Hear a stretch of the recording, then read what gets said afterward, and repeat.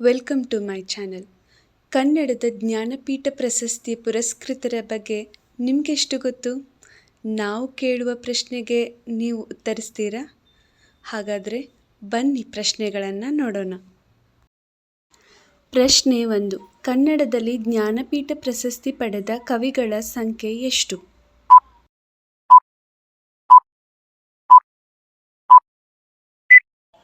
ಉತ್ತರ 8. ಪ್ರಶ್ನೆ 2. ಕನ್ನಡದಲ್ಲಿ ಜ್ಞಾನಪೀಠ ಪ್ರಶಸ್ತಿ ಪಡೆದ ಮೊದಲ ಕವಿ ಯಾರು?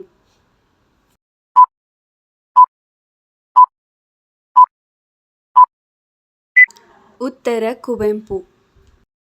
ಪ್ರಶ್ನೆ 3. ಕುವೆಂಪು ಅವರ ಯಾವ ಕೃತಿಗೆ ಜ್ಞಾನಪೀಠ ಪ್ರಶಸ್ತಿ ದೊರಕಿದೆ?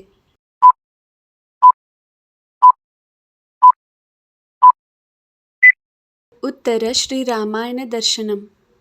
ಪ್ರಶ್ನೆ 4. ನಾಕು ತಂತಿ ಇದು ಯಾರ ಕೃತಿ?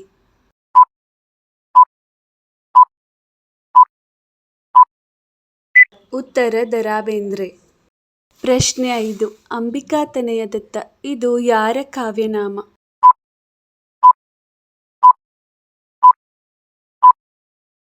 ಉತ್ತರ ದತ್ತಾತ್ರೇಯ ರಾಮಚಂದ್ರ ಬೇಂದ್ರೆ.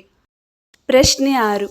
ಮಾಸ್ತಿ ವೆಂಕಟೇಶ್ ಅಯ್ಯಂಗಾರ್ ಅವರ ಯಾವ ಕೃತಿಗೆ ಜ್ಞಾನಪೀಠ ಪ್ರಶಸ್ತಿ ದೊರಕಿದೆ?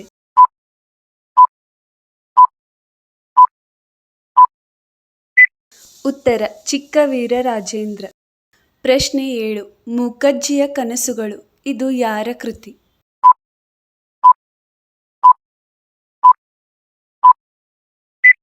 ಉತ್ತರ ಶಿವರಾಮ್ ಕಾರಂತ್. ಪ್ರಶ್ನೆ 8. ಯು ಆರ್ ಅನಂತಮೂರ್ತಿ ಅವರ ಕನ್ನಡ ಸಾಹಿತ್ಯ ಕೃತಿಗೆ ಯಾವ ವರ್ಷ ಜ್ಞಾನಪೀಠ ಪ್ರಶಸ್ತಿ ದೊರಕಿತು?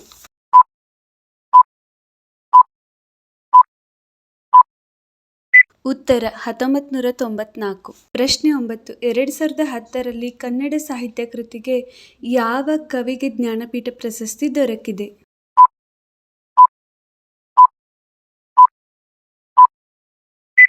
ಉತ್ತರ ಚಂದ್ರಶೇಖರ್ ಕಂಬಾರ್. ಪ್ರಶ್ನೆ 10. ಕನ್ನಡ ನಾಡಗೀತೆ ರಚಿಸಿದವರು ಯಾರು?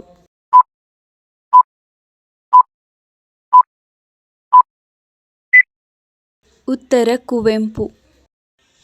ಕುವೆಂಪು ಅವರ ಮಗನ ಹೆಸರೇನು?